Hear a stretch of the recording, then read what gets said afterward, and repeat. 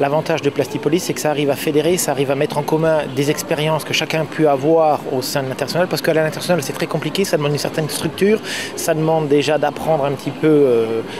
le marché et aussi le comportement de certains clients. On peut avoir de très bons renseignements de la part justement de Plastipolis, au sein de l'équipe qui est en place chez Plastipolis, pour justement savoir comment se comporter quand on arrive à l'international, parce qu'on n'attaque pas un marché du Maghreb comme on va attaquer un marché de la Russie ou de la Turquie ou de l'Inde, et encore moins pour les États-Unis. Il faut savoir vraiment comment fonctionne le marché, quelles sont les attentes déjà des clients et qu'est-ce qu'il faut leur apporter, et surtout dans certains cas ce qu'il ne faut pas faire. Alors récemment, le dernier salon qu'on a fait ensemble, c'est le NP à Chicago. Nous étions une petite dizaine de sociétés à exposer.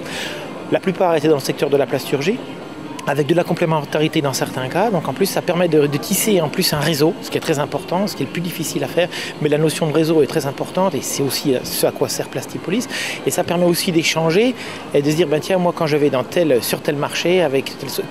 tel genre de société, ou avec la douane, ou avec tel document, quelle formalité, il faut se comporter de telle façon.